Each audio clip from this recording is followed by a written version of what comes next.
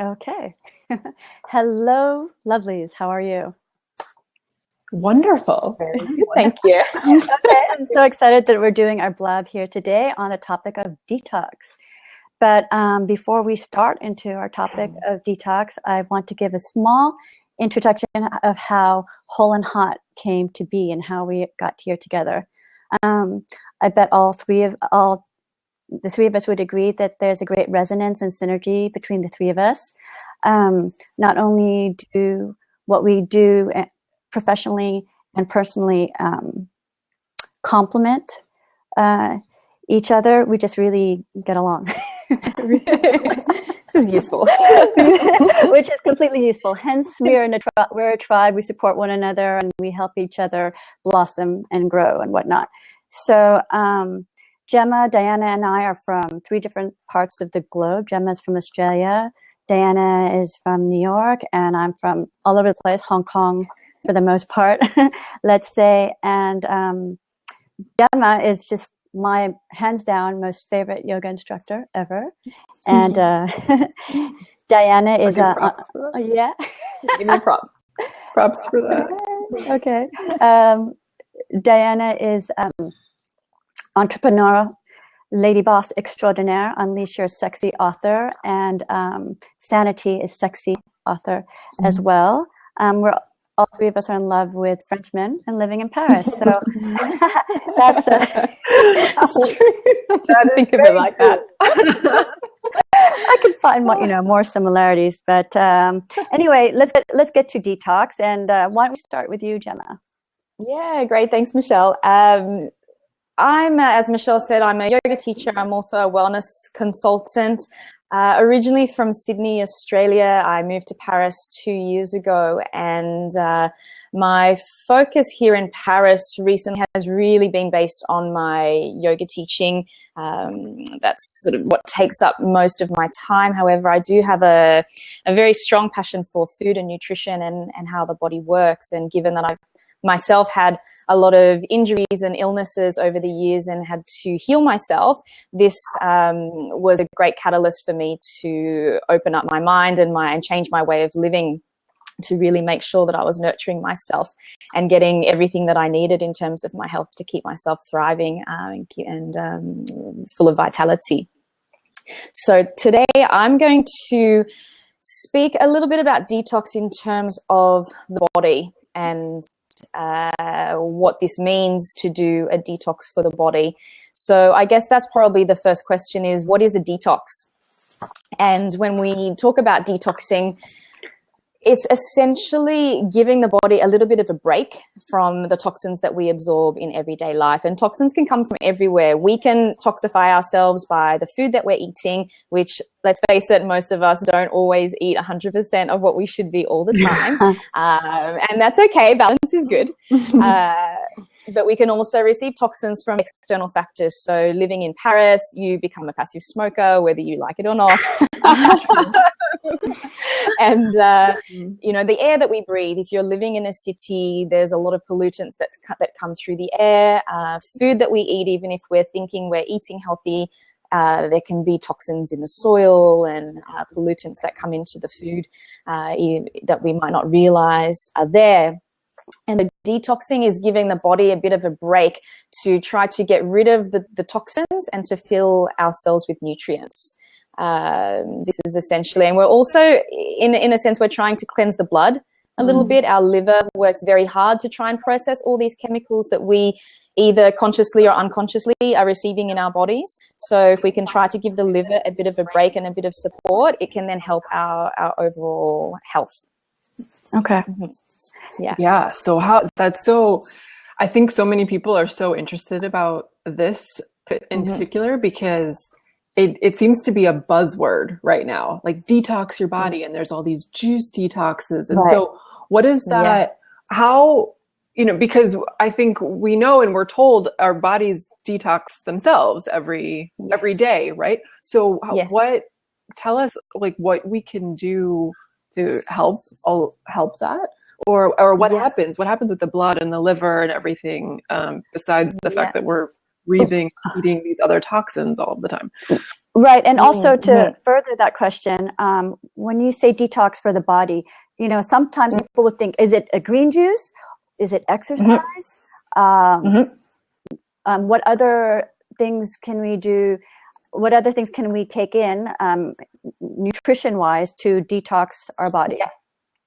Yeah, great questions. And unfortunately for the listeners, this is such a huge, there's such a huge spectrum of detoxing. So I'm going to try my best to go through some of the more common ways that we think about detox, because detoxing, it really depends on your health, who you are, what you do. Are you ill? Are you pregnant? Are you lactating? How old are you? There's such a huge parameter of things that can be affected when we detox. So for example, if you think about it in this way, for a child, perhaps you wouldn't ask a child to do a detox because they need a lot of nutrients and you don't really want to be starving them of anything that they need. And perhaps someone who has quite a strong illness or someone who is maybe older, when I say older, I'm thinking more like 60, 70, and just as a generic guide, because as we begin to age, we do need a lot of nutrients to help keep the body functioning really well. And that's not to discriminate in anyone in any way. We just need to make sure that we're really looking at who we are, where we are, what stage we're at in our life, and what our needs are physically, as well as the mentally and emotionally, which the other girls will talk about in a minute. Yeah, I can ask for a clarification though. I mean, detox is not about starving, right? It's not about at least that's my understanding about it. It's not about starving and withholding what you need from your body, right? Yeah. And this is one of the problems that comes with detox, is because often people can get a little bit crazy with it and they want to just eliminate everything and they end up starving themselves. And often, especially if it's the first time you're doing a detox, I don't recommend doing it this way. It's a very, very severe thing for the body to handle, to go from a normal diet to nothing or very little in a time. So what I would actually recommend, if for someone who's never detoxed before, if you don't have any serious health issues and you're simply suffering from things like, I will say suffering, if you're experiencing things like perhaps you have some fatigue, you're not sleeping well, maybe you have some digestive issues, maybe the gut doesn't feel so healthy, maybe you have some bloating and other gas and other IBS type, irritable bowel type syndromes, perhaps you're having some skin problems. If you're experiencing these kinds of more subtle, I guess you could call them subtle symptoms in the body, this would be a good time to detox. And so detoxing can range from anything from eliminating a particular nutrient or food group to not eating and fasting, for example, or doing a juice diet or something like that. And, you know, fasting is such an interesting topic, because if you look back through the history of the world and different cultures and different religions, pretty much every religious group or every cultural group has some kind of fasting in their history. So, you know, there's Ramadan, there is Lent when you're looking at different religions. And if you look back at, you know, the warriors, they would not eat right before, for a certain period of time before they go to battle, to affect the state of mind. So there's always been some kind of need for fasting. But however, these days, it's just really important that you have some good advice and you take care of yourself and you do it in a way that's really nourishing and a way that's going to help you and not hinder your health. Right. So in terms of different types of food, for example, we could do something like, if you have a lot of sugar cravings and you're always grabbing for chocolate and lollies and these types of food to fill that craving, this is a good time where you could say, okay, maybe I can try and detox off the sugar. It sounds simple, but it's actually very challenging. And it's a great detox to do, because you can still eat regular food, but you're trying to reduce the body's craving and necessity for this particular stimulant. So, and sugar, it's one of the most readily available substances out there. It's in everything without us even realizing it a lot of the time. And in fact, it's more addictive than cocaine. There have been a lot of studies to show that it's actually more addictive than cocaine. And this is not at all good for our health if we're constantly having this need to eat and crave and gorge ourselves on sugar constantly. So a very simple example of a detox could be that you're going to go for 1 week and you're not going to have any chocolate, any sugar, any lollies, nothing in your tea or your coffee, no sweeteners, and simply stick to nature. So you can eat fruit, you could eat vegetables. If you eat meat as part of your diet, you could eat meat. You can have whole food carbohydrates and healthy fats as well. And this is a very nice way to introduce yourself into it. So very, very popular at the moment. And again, I don't have any issues with juicing.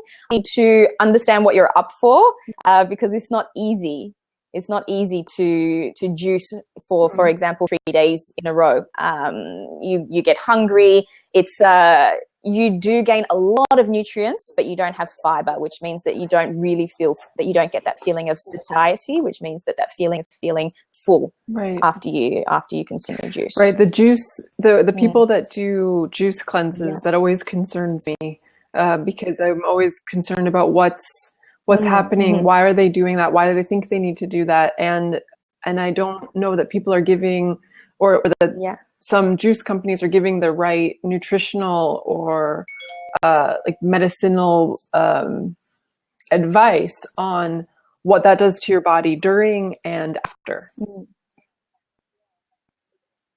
Yeah, absolutely. And again, it's nutrition is one of those things where everyone wants an absolute answer. Is this good for me or is this not good for me? So for example, coconuts, are coconuts good for me or are they not good for me? Is kale good for me or is it not?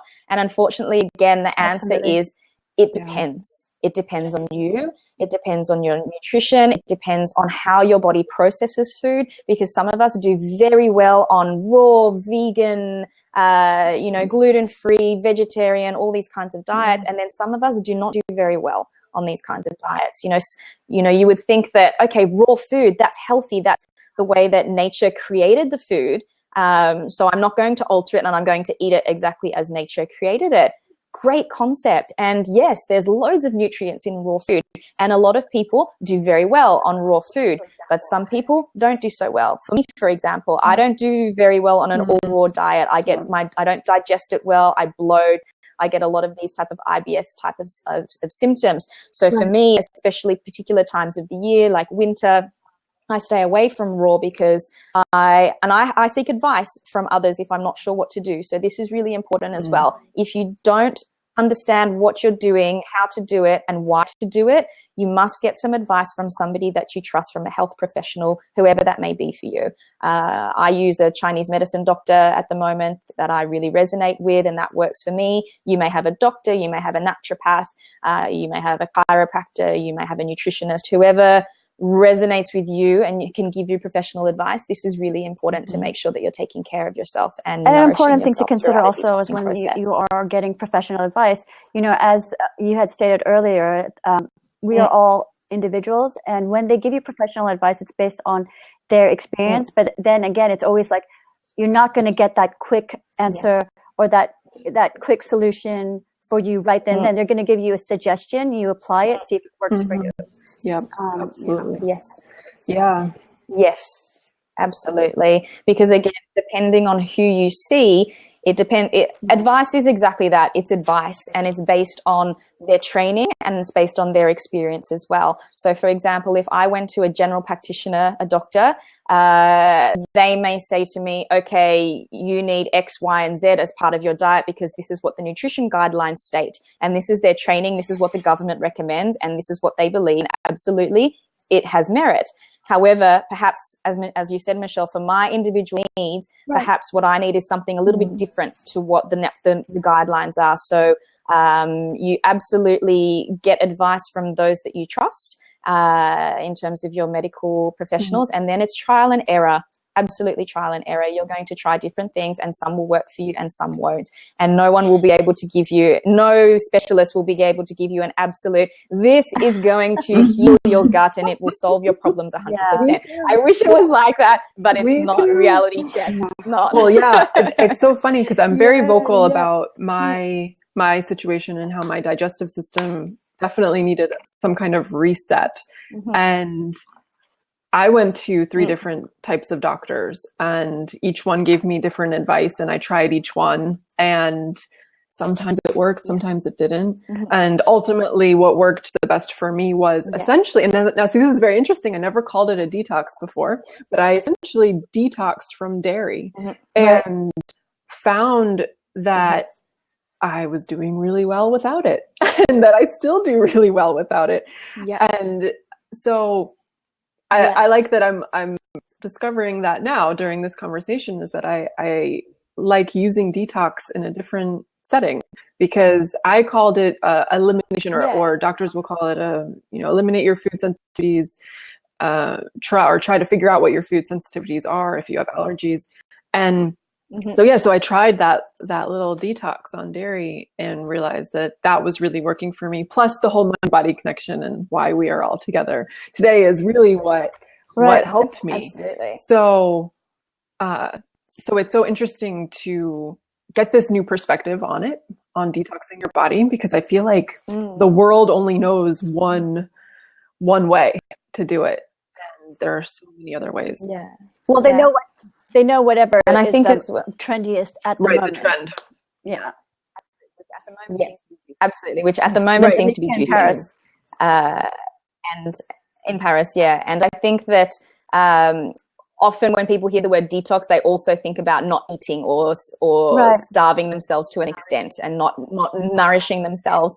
And there's such a broad spectrum of how you can detox. And actually, Diana, what you were talking about, people may also recognize that as food elimination rather than using the term detoxing. And it's one in the same. You're basically cutting out a food element. And this can also be very useful if you're trying to identify what is causing your any kind of sensitivity in digestion or your skin, or even mental capacity. I've heard stories. I know people who have simply cut out dairy, and people have gone from not being able to concentrate, not being able to study, to stopping dairy and then becoming very successful entrepreneurs in their field of interest, just because their mind has become clearer.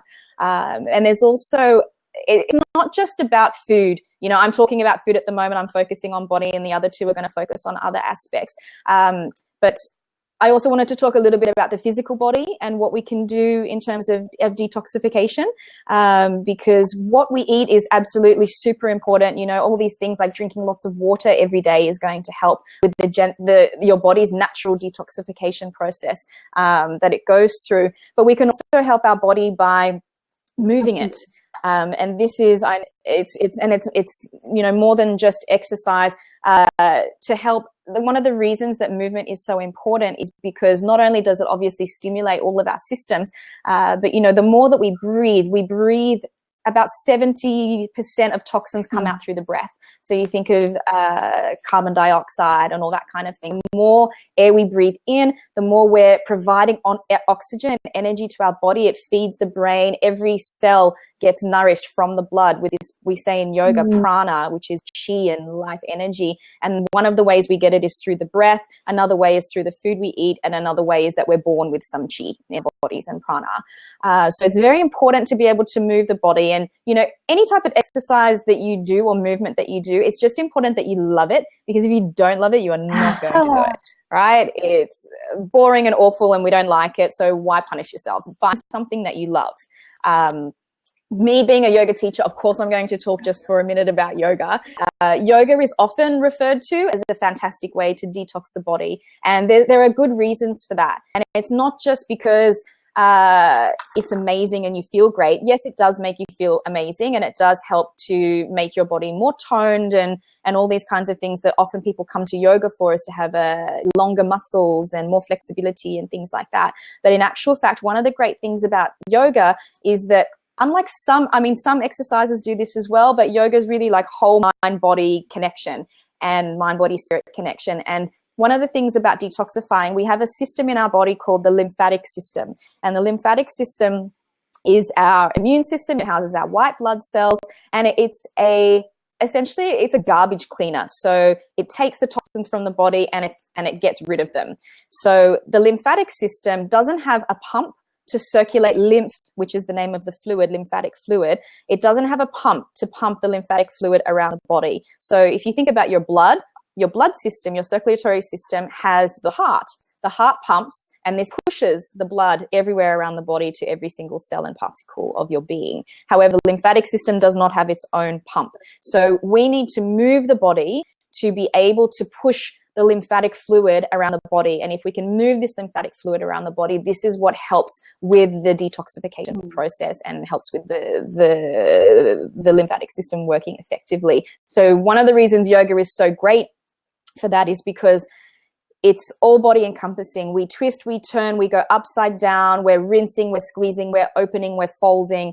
And all these different actions pushes the lymph in all different directions. And so this is one of the physiological reasons why yoga practice is very, very good for detoxifying. Obviously as well, we breathe a lot in yoga. If you haven't done yoga before, we focus a lot on the breath. So breath linking with movement linking with breath. And as I said before, the more you breathe, the more you can detoxify.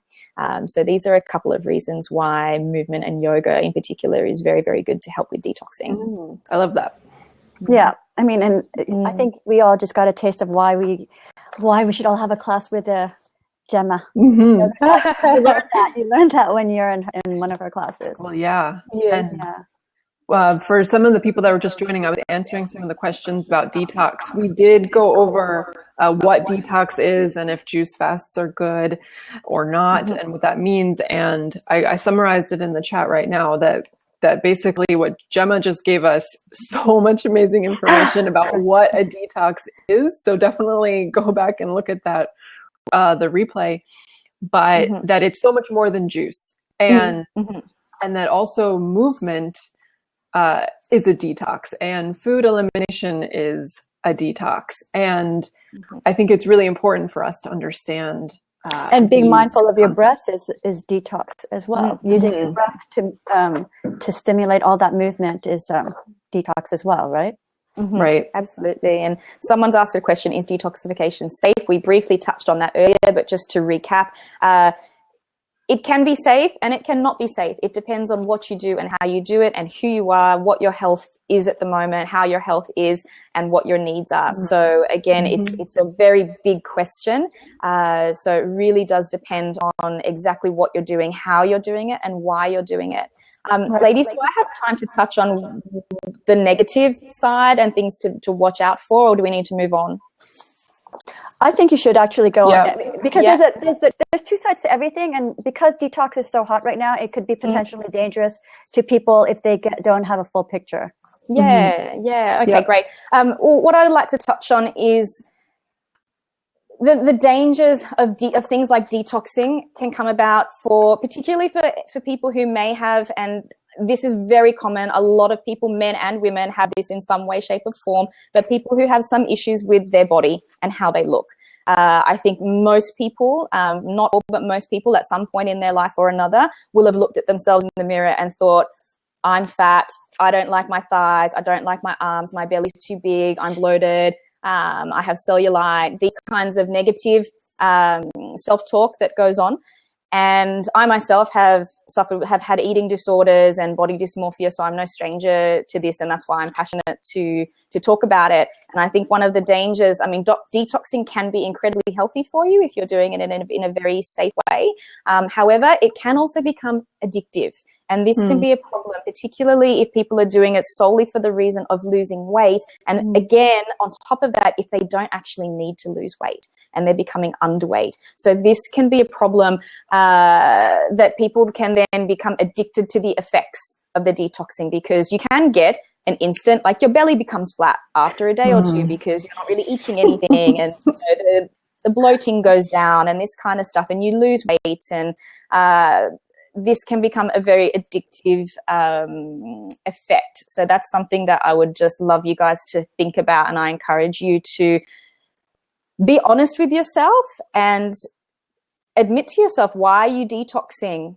Why are you detoxing? And do you really need to detox? Is it a need of the body? Is it a need of the ego?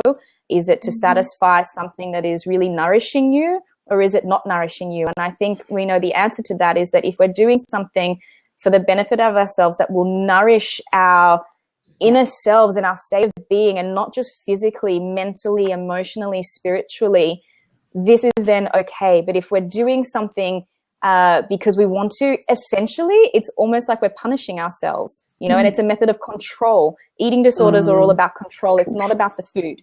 It's all control. So, and for me personally, sometimes it is being a bit like punishing myself, you know, or because I didn't feel good about how I looked at a particular time. So I would do something severe and not eat for a while, or do a very long detox, and, you know, pretend that it was for a health reason, but deep down it's because I wanted to lose a few kilos. So this is something that I just encourage you guys to really be honest with yourselves about, and be safe when you're doing detoxing.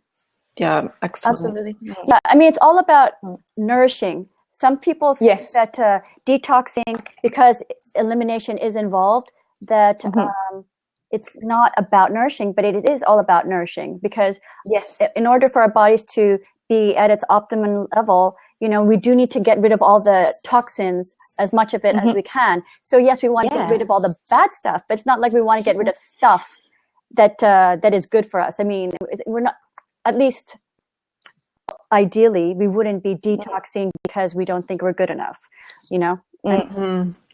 However, can I just add to that that may not be the reason why a lot of people think that they detox, but often the mental aspect of doing a detox is exactly why we do it. So quite often, some people will do it because they want to lose weight, etc., and detoxify and try to help a physical problem.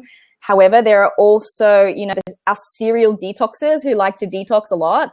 Often it happens when there's something mental going on. Perhaps we're going through a difficult time with a relationship, with work, with children, with friends, family, whatever the case is. And we may not realize it consciously, but subconsciously, when we're going through a difficult time, we like to do something severe. And often this can manifest in a detox, or exercising excessively, or whatever your passion is, you do it, you know, to excess because it distracts you from everything else that's going on. So this is also another reason why people can detox. Right. And that's a great way to segue into the mind section. Yes, it is. Thank you so much, everyone.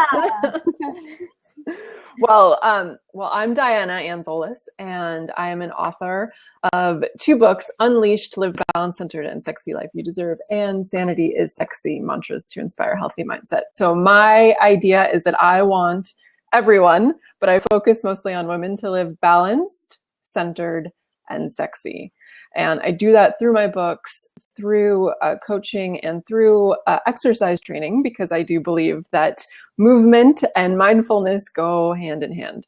And so today we're talking about detox, and we just got this fabulous explanation of what detoxing your body really is by Gemma. So that was amazing. And so we just said that we have to start thinking about what's going on in our lives and what's going on in our minds that could make us want to do a body type detox. And how do we get into our brains and detox our brains, actually? So what I think is fascinating is that we can have, say, one topic. Say we have one topic in our lives. We can have 80 thoughts about one topic. And that, when you start thinking about the numbers, gets a little bit wild, because you think, how can that happen? But when you actually take a situation in your life, say you don't like how you look, you start saying things to yourself over and over. Like how Gemma said before, you can start saying, I'm fat, I'm ugly, I don't like my hair, I don't think I walk right, I think something's wrong with my legs, I think I can't go to the beach because of this, and then I can't do this because of this, and then nobody's going to take me seriously. And you know, these thoughts just keep going and going and going and going. And what is that? That's mental clutter.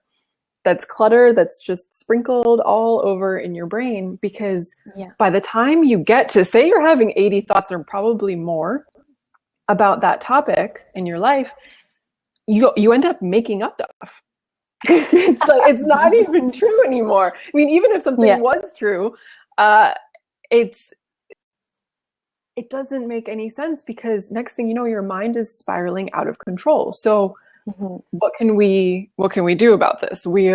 Because we're in this society where everybody's very logical and practical, and everybody's extremely judgmental, and we think that we have to live up to everyone else's standards, and we forget to look at ourselves and understand who we are and accept who we are and actually communicate with ourselves. And I think that's really, really important, because we're taught all the time to communicate with others. How do we communicate with other people better?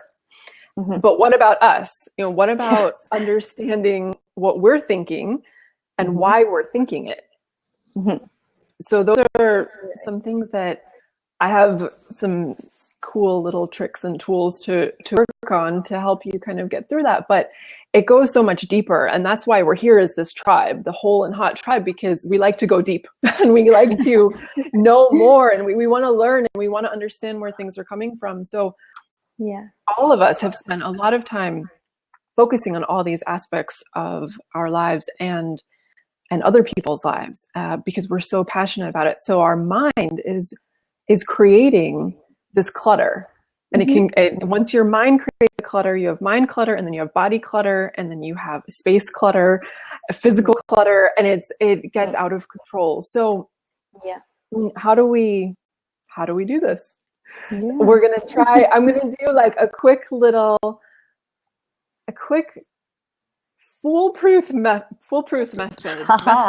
to do this. And it's not the mantra. Everyone thinks it's the mantra, but it's going to be something else, because I teach everyone how to do mantras, and I'll do that later, because that could be a whole other blab. But sometimes we get something in our heads and we can't let go of it. And this can span anything, like a breakup, nerves about a job, or a friend or a family member. And we start to get out of control, like that spiraling out of control thoughts going through our brains. So I always say to myself, what can I do to make this stop? Because the thoughts just make you want to go insane. You feel like you've lost every piece of your sanity, and you end up wasting time. You waste a lot of time focused on thoughts that aren't even true, because your brain is just continuously saying these things to you.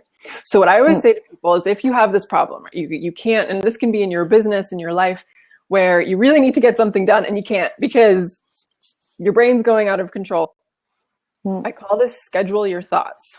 So say that you're totally beating yourself up, and you're totally totally being really, really nasty to yourself. And you realize, like, this probably isn't a good thing. This probably isn't something I should be doing, but you're doing it anyway because you lost control. And so you say to yourself, okay, for example, I'll take myself, Diana, you need to stop. So what you're going to do is at 5 p.m. today, you're going to schedule 10 minutes, and you're going to sit there and you're going to beat yourself up for 10 minutes. And you're going to let yourself have all of those thoughts and say all of those nasty things to yourself. But it can only be from 5 p.m. to 5:10 p.m. and that's it. And then you have to be done. So 2 things happen when you do this. You schedule a time. The idea is to declutter and get yourself out of that mindset of spiraling thoughts. You can actually get some stuff done. You can actually live your life. Then these 2 things may happen. One, you might actually put in your calendar 5 p.m. and you say, okay, I'm giving myself 10 minutes to talk nasty, and then I'm done for the day. Not going to let this waste any more time. Or what usually happens is you completely forget that you scheduled that time to beat yourself up, and you realize that was probably, even that 10 minutes of beating yourself up probably wasn't a good idea, but you've forgotten because you pushed it into the future, and you said, I'm going to deal with those thoughts that aren't even true, that nagging voice, my ego, if we want to start getting into that's telling me all of these nasty things, and I'm done with it, and I'm going to keep living my life. And then if you forget about it, that's great. You don't need to stick to that schedule. You can go either way. But you mean I don't need to beat myself up for 10 minutes every day? No, you don't. But it's one of those things where if you get in, even if it happens right there, I mean, even if you don't want to schedule it into the future and you say, all right, I have 10 minutes right now. If I'm going to keep thinking this, and if I'm going to keep going to town with my nasty comments to myself, because we know how nasty they can be, then do it right now and get it over with. And then, because when you sit there and you actually take yourself out of yourself and realize what you're doing, Mm-hmm. you ask yourself, why the heck would I do that? Because if Gemma or Michelle came to me and started saying all of those thoughts, my reaction would likely be something like, you're insane, you need to stop, and like, you got this. And so you have to kind of put yourself in that perspective where you be an observer of your thoughts, be an observer of that ego that's telling you things that you kind of know aren't true, but you can't help yourself. Because and I think this is not one of the hardest things, Diana, like for people to actually recognize that they're doing that. Often it happens and we don't even realize that it's going on, and to what extent. Exactly. So that's why the awareness is really key there. And it takes practice to continually try to catch yourself. So that's the first step in it, is catching yourself. Can you catch yourself and say, oh, wow, I just said something really mean about me. And sometimes it takes other people, and that's okay. It's okay if it takes other people. I mean, we are not like perfect beings all of the time. There are like meditating like all day long and understanding ourselves all the time. But if we can do it a little bit every day, then we're getting ourselves in such a better place. And it's important to remember that, because there's no striving to this standard that may not be reachable for everybody. You have to figure out what's working for you and what you can do. So even if it's one of your friends, you tell one of your friends, like, hey, when I start saying mean things to myself, can you call me out on it? And just start slowly, because if you continuously say like, oh, I'm so stupid, I can't believe I did that, it could just get so ingrained in your brain. And once things get ingrained in your brain, they move down into your body. They become a belief system. Sorry, say that again. I said they become a belief system. Right. And your beliefs manifest physically, mentally, spiritually. And then we'll get into space and whatnot later. But absolutely. And that's what I realized. And that's why I like what we were talking about detoxing the body before, was that for me, I talk a lot about how my digestive system went completely out of control, and I got very scared. And I did both. I had to do a detox of my body and my mind to be able to understand what that was. And I didn't know how to do that. I didn't know how to do that in the beginning. And I had to search for people that could talk about it with me, and a way that I could understand how it works for me, because for everyone it's very, very different. And so that's why I like these little tricks, because I found that, okay, I need to do the work. Not everybody wants to do the work. And it's really important to do the work and try to figure out your feelings.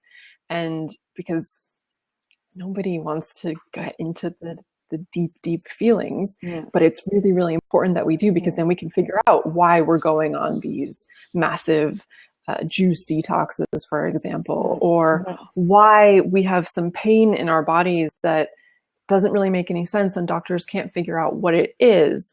It's really important to get into your feelings and say, what's going on? Just ask yourself that question. What's going on with me right now?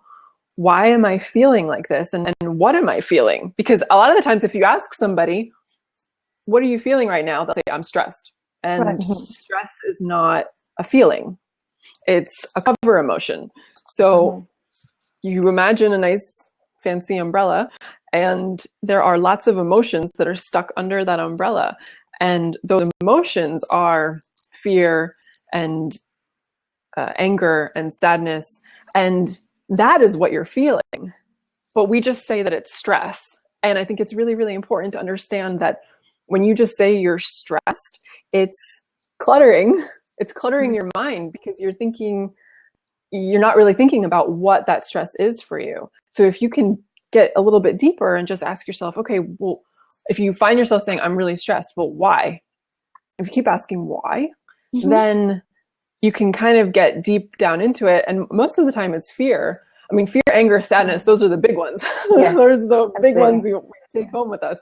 Yeah. And worry. I mean, gosh, everyone's worried. And when you start worrying, you just keep going, and you start making up those situations I was talking about before. So it's really, really important to understand what your stress is and understand what your emotions are so that they don't get stuck in your body. And so that you don't feel like you're falling apart, because people can get crazy diseases from quote unquote stress.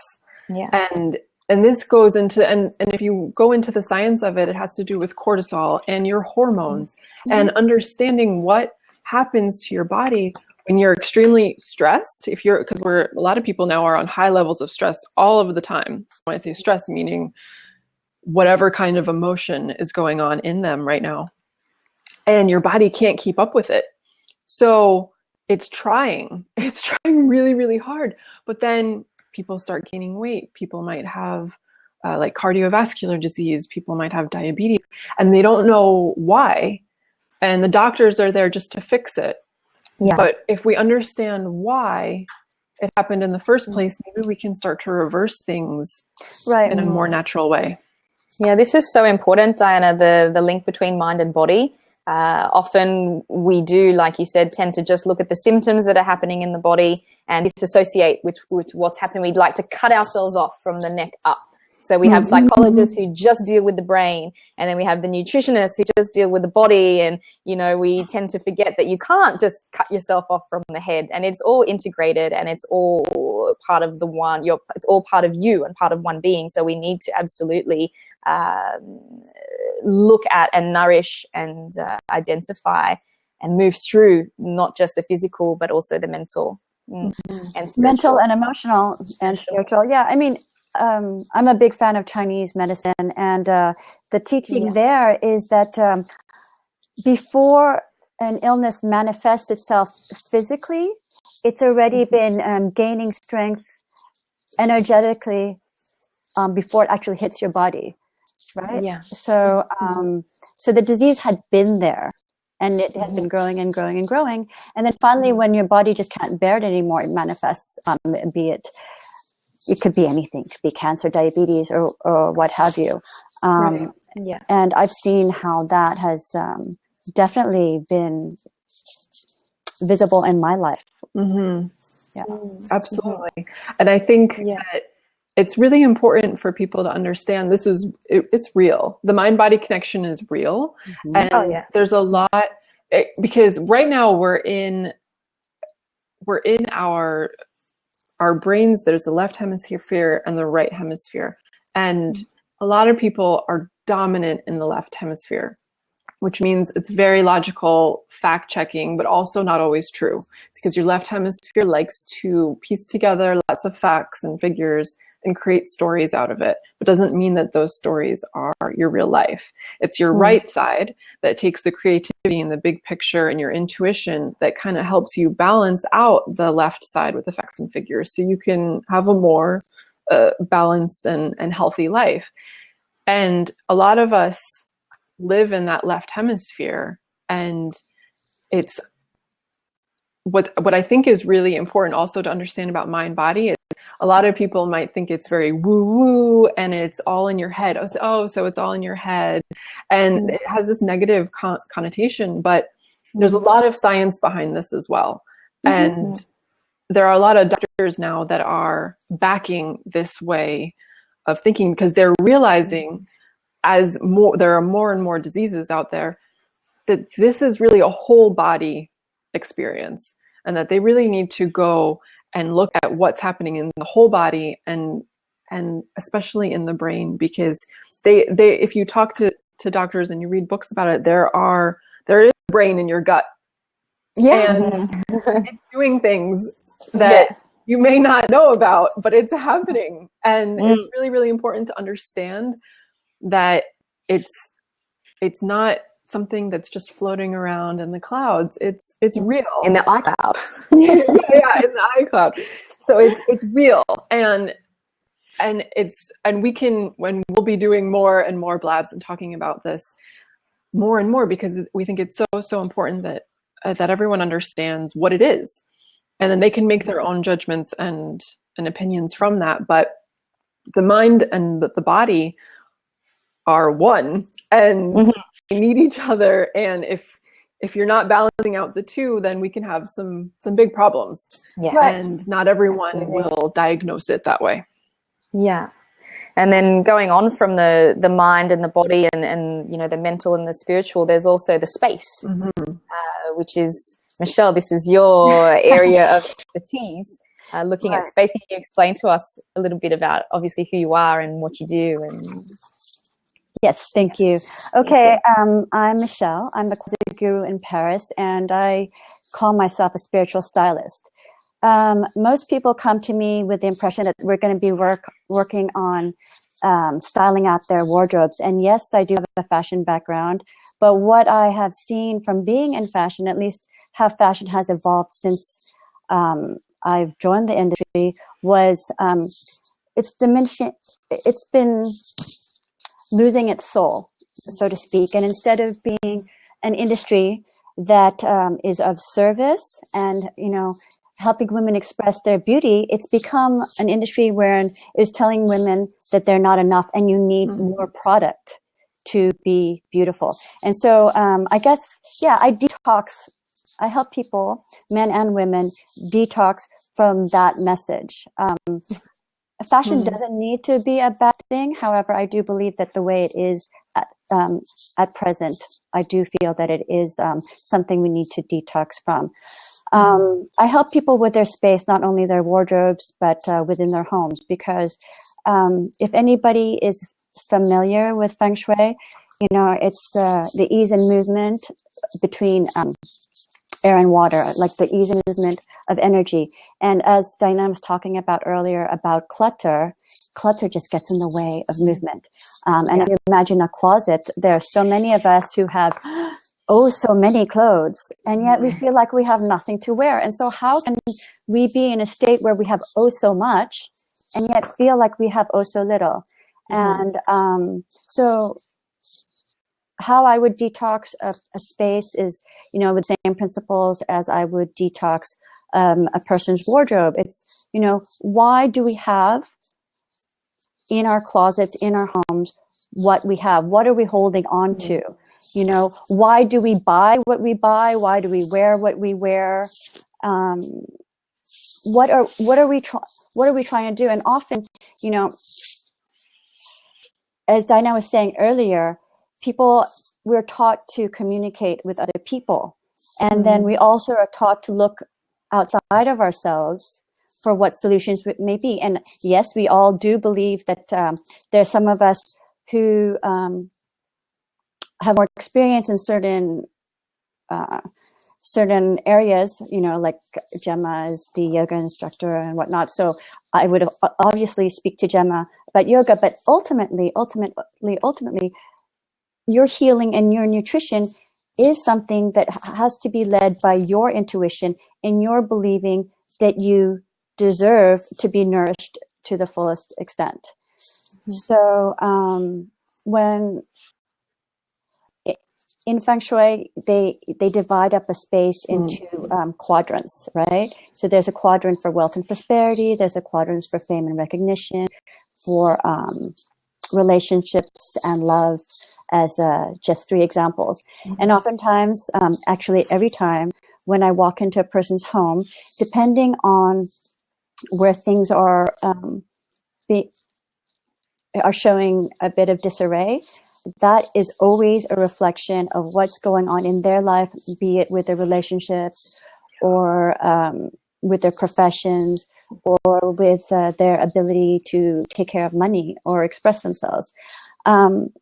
Now, it's easy. It's important for me to say as well that what might look like clutter to me may not look like clutter to someone else. I mean, Einstein, for instance, was famous for having the craziest desk with just everything on it. But, you know, as Gemma was saying earlier, you know, it depends on who you are and the individual, right? I mean, that is how Einstein worked. He needed all those things all the time. He was just looking at all those things all the time. I know that for myself, when there's something that I don't want to look at, I put that aside, and then something else gets on top of it, something else gets on top of it, something else gets on top of it. And I've seen that to be a pattern with a lot of my clients as well. And I heard a great saying recently, you know, we teach best what we ourselves most need to learn. Mm-hmm. So I don't think it's any accident when somebody calls upon me to say, please, you know, I need help. I need help with my wardrobe. It's funny, it's because people always call me for their wardrobe, but what we end up doing is detoxing their whole home. So what's really, really important in my line of work, what I see is that intention and quality of questions that you ask yourself. You know, oftentimes women say, God, why am I so fat? Or, you know, what can I do to get rid of these wrinkles? And, you know, I think those are the things that we need to detox ourselves from, because we are listening to an industry that is trying to sell, you know, youth creams.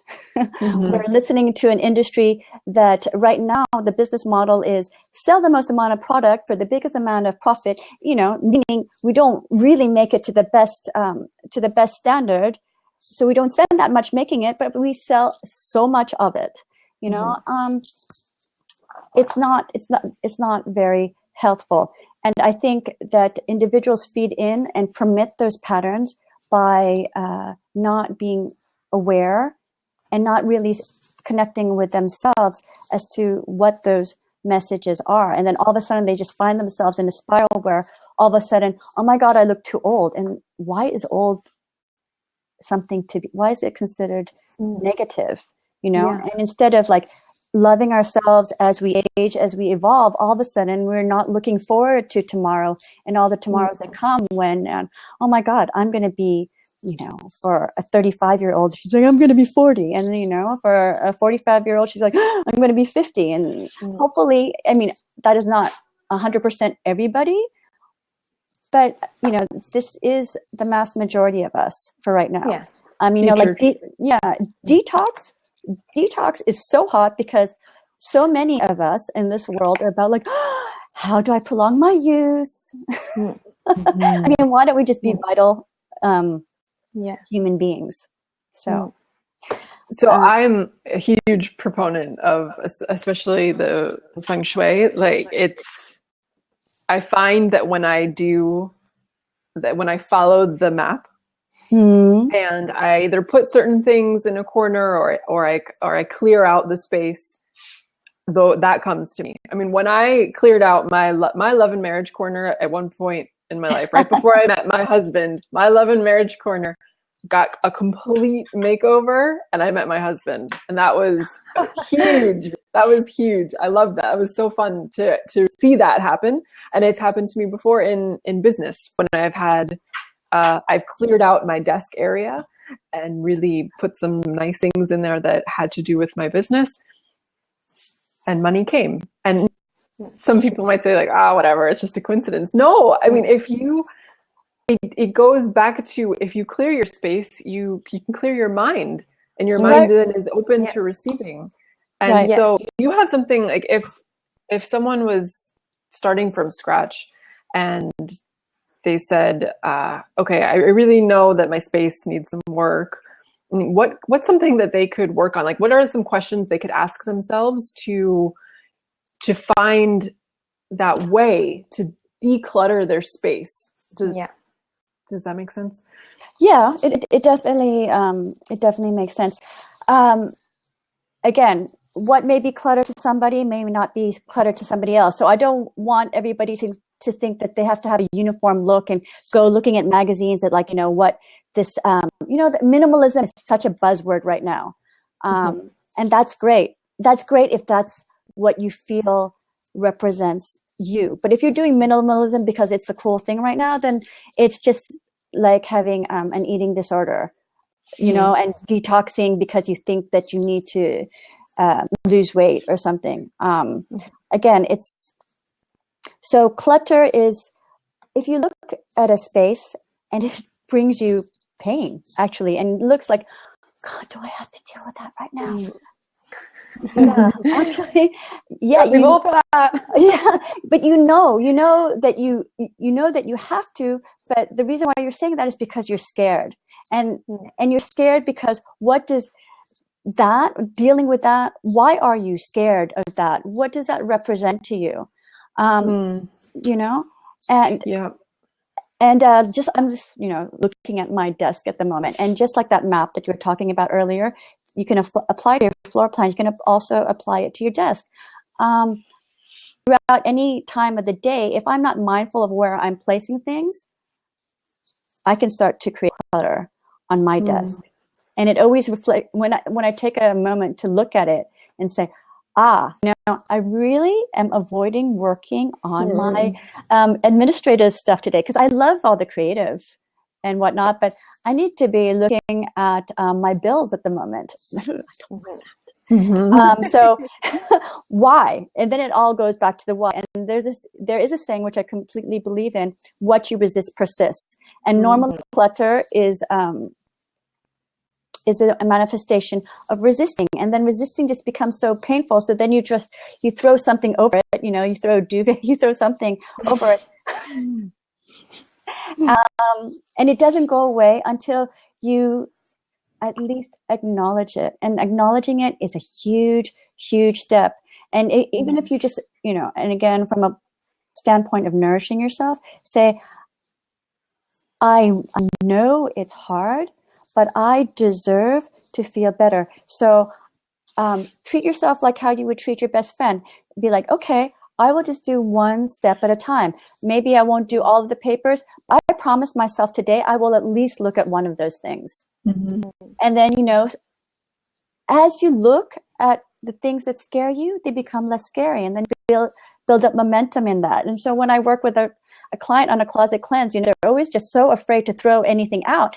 And the moment we throw, and I don't say throw something out lightly. The moment we take away something that doesn't serve them, the moment I give them permission to get rid of something from their wardrobe that doesn't serve them, all of a sudden it just unlocks the potential in them, and they just, oh, you know what? I don't like this either. I don't like any of this. And then the questions become like, okay, well, why did you hold on to them? And well, it's Prada. I got it on sale. It was 70% off. Wow. Okay. So do you love it? Did it fit you? Do you like it because it's Prada? Why? Well, right. Yeah, it is Prada. I find that so much. We have emotional attachments to things, especially our clothes or things in the apartment, and we don't get rid of them because of that. Some kind of emotional attachment.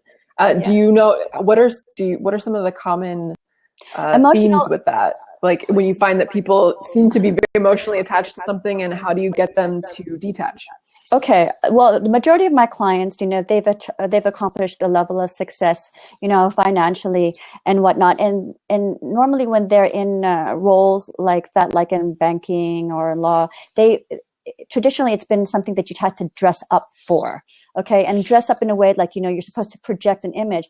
And projecting, I think, is very dangerous because sometimes it's not about who you are. So what I try to do is help them to project who they are from a place of that empowers them. So, the fashion industry has been like, well, if you want to look this way, this is what you need. And then this item, and then this item. You want to look this? Here, I have a solution for you. It's like, doctors with medicine before. You want to, let's address the symptoms, not the actual ailment, right? Right. And so people start accumulating things in their closet that eventually they cannot handle anymore because they just look at it and it's just a lot of shit that they, excuse my language. Okay. that doesn't resonate with them, but they bought and they thought they loved because if they were quote unquote successful, this is how they should look. Right. And oh my God, for some people who are not in their minds or, under conventions, definitions, successful, if they found that product on sale for 70% off, damn, let me get that. So, you deserve to love what you love. And ultimately, if you listen to yourself, you will be led to the people who can guide you truthfully to find those things that you love, to nurture yourself. So did I answer your question, Diana? Lots of questions. Okay. Okay. I do have a cute story, though, because you inspired me with the story about how you met your husband. My very first client, and this is kind of how I fell into using feng shui in my practice. My very first client in New York, I think like 20 years ago, beautiful woman, single, couldn't figure it out. Men seem to go in and out of her life and not take her seriously. And of course, I went in there because she thought that maybe her wardrobe needed an overhaul. And the first thing I saw was that in her love and relationships section was her kitty litter. Oh, that explains a lot. I know, right? And which was really amazing because she had a terrace, and I was like, well, you could put a little trap door, and you can have your kitty go out in terrace. I mean, get some fresh air and whatnot. And we got her a beautiful rose quartz crystal. And next month, she met the man who, 2 years later became her husband. And like I said, that was 20 years ago, and they're still together. That's pretty cool. I love that. I love those stories. Yeah. So for anyone who joined, I said that when I feng shuied my my love and marriage corner, or room actually, in the whole house, I met my husband. And I think that's a whole other conversation, this feng shui, the corners stuff, because I'm not so experienced with that. And I'm like, do I have a love and relationship? Yes, you do. Where is it and what is in it? Like, well, it's also another session on that. That would be great. Yeah, that would be great. But I just don't want to get some people freaked out, because some people will be like, they're looking at their flow plan and they're like, oh my God, my wealth and abundance is in the toilet. I mean, that happens too. Many of us live in apartments that we rent, or we don't have the budgets where we can knock down every wall and move your toilet to a different section of your living space. There's always something to do, but it always starts with intention and acknowledging that you deserve what you desire. And I'm not going into despair about it, because it's like the quality of your thoughts. If you just be like, if you're gonna get all obsessed with why is my wealth and prosperity, why is my love and relationship quadrant in the toilet, then your brain is gonna answer. The brain loves to answer those damn questions, but it doesn't really. Those kind of questions don't help you. It's like, if you acknowledge that it's in that section, then you're like, okay, given that my health, whatever quadrant is in this area, what can I do? And there's always stuff to do about it. And it always, again, just the first thing to do is acknowledge that there is something that you can do. And thoughts become things. So choose your thoughts wisely, choose empowering thoughts. When you see that you're beating yourself up, be like, well, that's nice. What can I do to empower myself in this moment, given this is how I feel about a situation or about myself? Right. Yeah. So I think great advice for everybody that's out there listening to us. I mean, I'm hoping that you see that there's a correlation between mind, body, spirit, and space. Sometimes how do we detox? Like, before somebody ever goes on a juice fast, maybe it's because they started decluttering their home. Maybe it's because somebody was just like, paying attention to their thoughts. We all have our different paths to getting in contact and connecting with ourselves. So, don't fret, don't fear about which way you do it. And, Gemma, Diana, and I, we're presenting different angles, but my intention with that is just to say that like we can detox from so many different ways. So like, yay, celebrate that, you know, there's so many possibilities to make life amazing for us, right, for ourselves. Right. And that's why we came together. So to wrap this up, this is our tribe, and we call it our tribe because Whole and Hot is our tribe, because we are always seeking this type of information, always wanting to feel whole and absolutely, and to feel hot and sexy and like ourselves, because that's beautiful, because that's who we are. And sometimes things can get in the way, like your thoughts, like your body image, like your space, that can make you feel otherwise, that can make you not feel very whole, maybe that you're completely scattered and separated and that you don't feel very hot. And when we say hot, it's not the trendy way of what hot is. It's like feeling hot is feeling confident and feeling really good about yourself.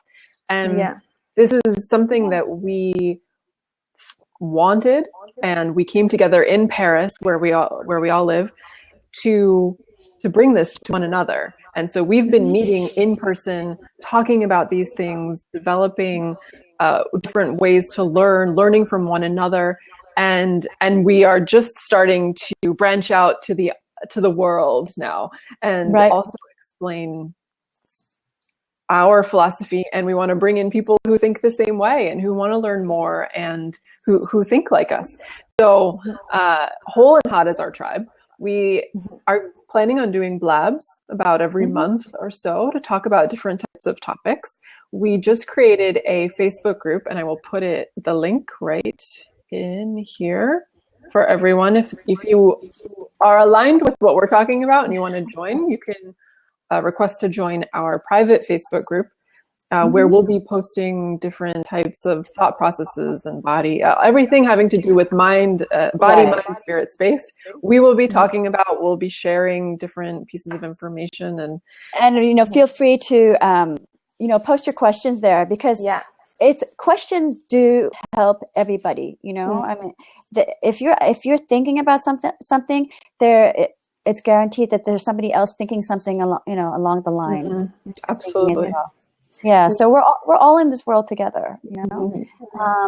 There's so many play on words with the whole and hot, but yeah, you know, like for me, whole and hot is the mind, the body, the spirit, the connection, and how it manifests in our space, right? And then hot, like Diana was saying, it's just like feeling alive, feeling vital, feeling fully expressed, feeling heard. And to do that, you have to hear yourself. You have to acknowledge yourself. You have to recognize and realize that you are vital at 35, 45, 55, whenever. And it's going to start with that first, realizing that you are, then you can learn how to express that in your space, in your mind. And I just wanted to read out one of the comments on there from Metronica 5. They wrote, "Your vibe attracts your tribe," by Ralph Smarts, which is great. You. Thank you for that. And then One Planet, One People, I love you. Absolutely. Yeah. I love it. Yeah. Excellent. Thanks so much for joining us, everyone. Thank you. We look forward to speaking to you again soon, and to hearing your questions, and creating like a beautiful, ongoing and ever-growing discussion. Absolutely. Perfect. Make sure everyone to follow us. You see the little, next to our names, there are little follow marks. So because we'll be switching off doing blabs, and we don't want you to miss anything. So the Facebook group, for anyone who can't see the chat right now, you go to facebook.com/groups/whole and hot, whole with a W, W-H-O-L-E. So not the other whole. We're trying to well, yeah. A bit opposite of. That's a whole other group. That's a whole. Oh my gosh. Okay, everyone, have to go. Amazing day. Have a fabulous day, everybody. Okay. Bye, ladies. Thank you. Bye.